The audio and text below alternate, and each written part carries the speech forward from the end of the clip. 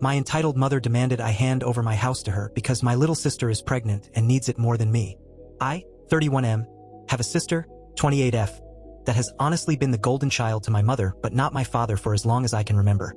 My parents divorced when I was a teenager because my mother cheated with an old high school ex-boyfriend and has always been controlling, manipulative, and narcissistic. And sadly, my sister was like her little mini-me. Our mother also seemed to believe she had total authority over me anytime she so much as snapped her fingers. She'd snap them and order me around like a dog. It was demeaning, and my sister always backed her up too. So no surprise I went to live with my dad full-time after our parents split while my sister stayed with mom. The two of them were very alike, and both pretty much stopped speaking with my father unless it was about money. Though I'm more like my dad. My father was very business-oriented and started teaching me how to do his line of work as soon as I was 16. I got pretty good at it. And after 12 years of working for my father, I was made a partner in his company. Things were great. But then about 8 months ago, tragedy struck. My father had become somewhat immunocompromised due to being a heavy smoker for much of his life and died at only 60 years old after he caught C-19. I met my mother and sister for the first time in years after we had a socially distanced funeral for my father over video call. My father was cremated by his own request and buried in a local cemetery, so there was no body or casket. My sister seemed to grieve, but my mother looked indifferent the entire time, though I honestly was not surprised. The last time she saw my father, she screamed at him that he owed her more money, and then threatened to sue him, to which he just laughed at her. He'd paid alimony and child support as long as he was legally mandated to, and no more than that. And he even put $30K toward my sister's college fund. But 10 years after the divorce, he was no longer legally required to send mom money anymore because of the judge's ruling. And she's by no means broke.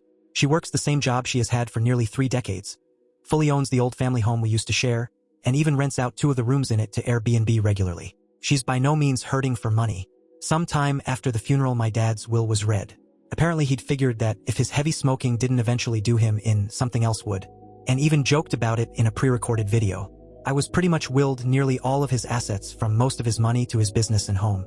He left my sister a car, 2015 Nissan Altima, and about $10K in cash.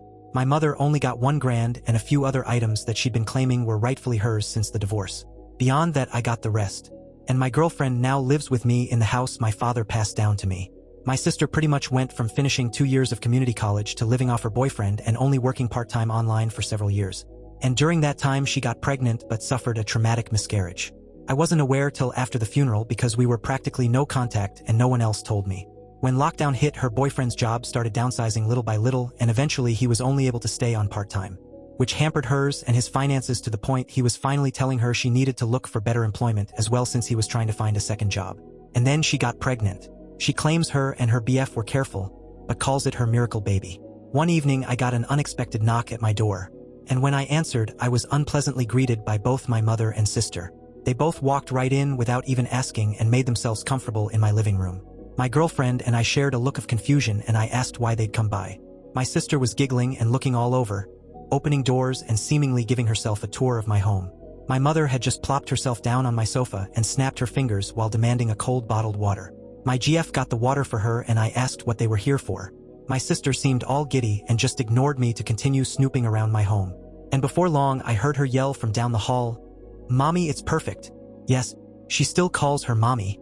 My mother finally spoke up and said, "Well, I think it's time to did your brotherly duty." To which I was like, "What?" My mother then proceeded to say, "Now that your father has passed, this house should have gone to me since I was his only spouse. But you can still fix this. You make plenty of money and could just buy a new house. Your sister needs this one so much more since she's the one with a baby on the way. But if you're so determined on staying, you could just keep to one room and cover all of the bills until you decide to move out." My GF and I read enough Reddit to know exactly where this is going, and how it'd play out if I let it go on. So I guess you could say we were mentally prepared. I took a deep breath and stated aloud, "That's not fucking happening. You don't order me around. Especially not in my own goddamn home. Yes, I make plenty of money, but like Dad, I'm gonna save it for when I really need it. Not that you care." My mother started snapping her fingers at me like she used to and loudly stated, "Stop. I am your mother, and you will do as I say because I brought you into this world. And I'm the one in charge here. And as far as you're concerned, I am God. That means when I say jump, you say, how high? This house is rightfully mine, and your sister will live here. Consider this your formal eviction. But since I'm gracious, I'll give you 2 weeks to pack your bags and transfer the deed to me." In the back of my mind, I'm thinking, this can't be real. But then I just grabbed my cell phone and started dialing. My mother quickly stood up and yelled, "What are you doing?" And I retorted, "I'm doing what I should have done as soon as this shit started. I'm calling the cops to get you out of my fucking house." She started swiping at me and managed to knock my phone out of my hands. Then she proceeded to try and stomp on it. But I was quick enough to snatch it up before she could. "That's fucking it. If you don't leave, I will force you out myself." My mother proceeded to slap me across the face, and I returned the favor twice as hard backhanded. So much so I ended up knocking her back down onto the couch. She held her hand over her reddening and smeared makeup face in total shock, and then yelled, "How dare you?" I went back to dialing on my phone and said that if she didn't leave, I would have police come and remove her by force. My sister came barreling in between us, holding her arms out and saying that I should just do the right thing for once in my life and be a good big brother. I snapped and said, "Oh really? I'm the bad sibling. Last I checked, I was the one who's had to work for a living since I was a teenager. I had to do all the chores in the house while you just sat on your ass playing video games or talking with your friends all day. And you used to steal my hard-earned money just to go out shopping after you spent all of your allowance. You're a complete mooch and thief. So I don't owe you shit. Now both of you get out before I decide to dial this last number." My sister started to tear up, crying like a baby, and said, "Mommy, make him stop." My mother began hugging her and kissing her cheeks while giving me a death glare. Then she seemed to think she'd gotten smart and said, "You know, if you do call the police, I can just tell them that you hit me. And who knows, I could maybe say to everyone you wanted to do a lot worse to a poor pregnant girl in need. I don't think that'd be very good thing for your—" I cut her off with a raised hand and said, "Just stop. If you haven't noticed, my girlfriend over there has had her phone out recording almost this whole time. And that means we have recorded evidence of you assaulting me first and openly stating you'd lie to police. I don't think that'd be so good for your reputation at your job or your little Airbnb. If looks could kill, my mother would have blew me up like a tactical nuke." But she quickly deflated and started dragging my crying sister out by the arm. My sister was somehow acting like a complete toddler and broke loose of our mother's grip to sit down on my porch step and have a tantrum. I just gave my mother a look and said, "Do you see now? This is the result of the spoiled way you raised her." She glared at me again, and then I was treated to a show of my mother trying to drag my sister off of my porch steps. But she latched onto the porch handrails and kept saying, "You promised me," over and over again. I let out a cackle and told them both from the door to never come back. My mother flipped me the bird and then went back to trying to drag my sister off the porch. It took a few minutes, but she finally got my sister to get up and leave with her by saying I am a cruel, heartless bastard who will go to hell for this. I laughed some more and said that there's also a special place in hell for liars and narcissists who try to manipulate others to get their way.